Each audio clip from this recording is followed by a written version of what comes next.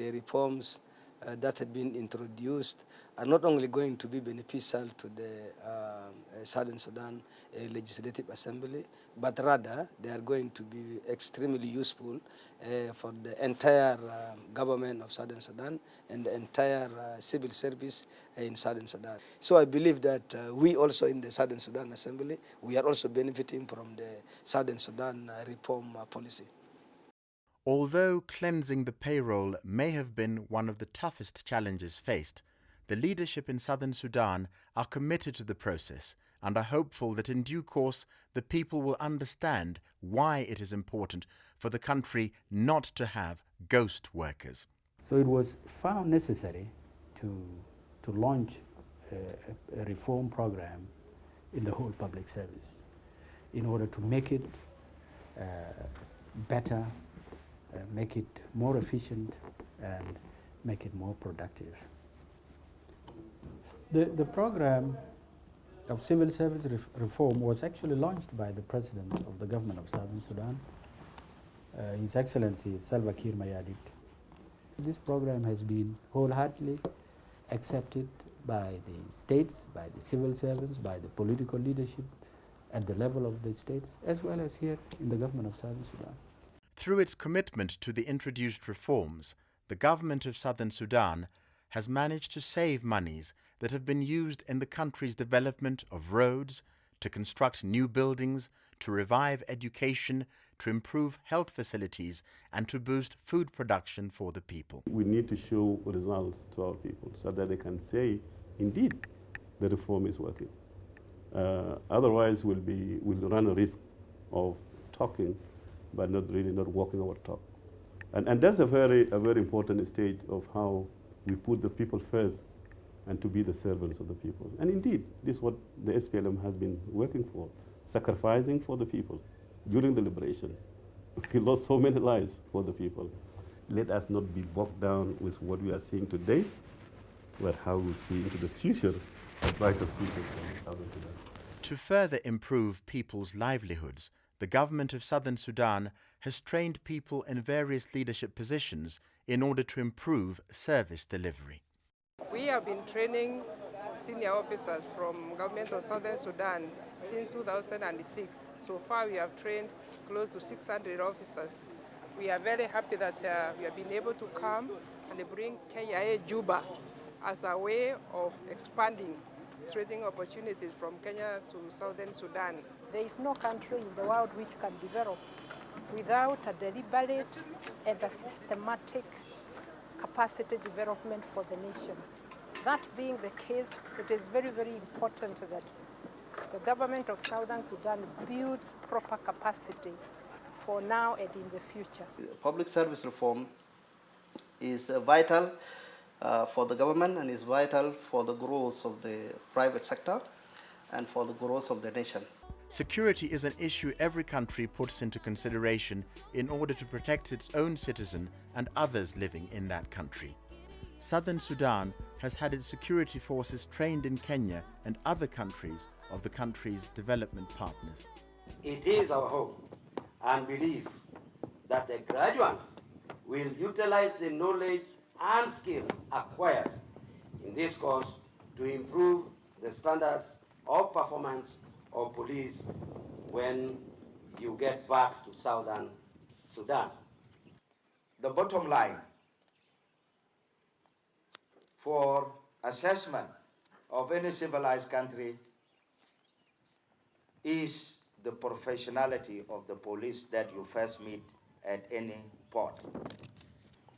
The Kenya Police is honored to have had the opportunity to undertake the training of courses for these officers before us, and I believe that they are now better equipped to perform their duties in the government of Southern Sudan and do it well.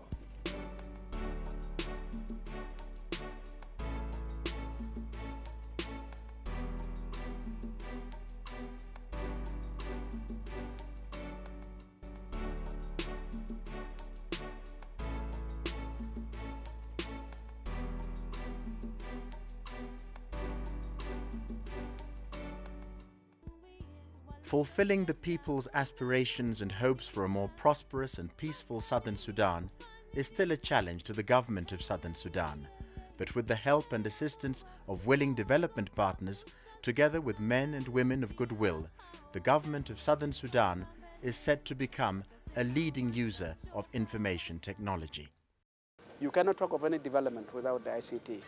So that's why we took upon ourselves that it is a task and it is a mission that we must undertake with a serious commitment and determination so that we have this structure in place. With IT Smart Village in place, the government has also embarked on reforming the laws in Southern Sudan. In order for the introduced reforms to be accepted in the whole country, the 10 governors of Southern Sudan have held meetings with their communities in the 10 states to sensitize their citizens about the need to embrace the change that will improve their lives by the provision of basic needs and liberty to reconstruct their country in peace.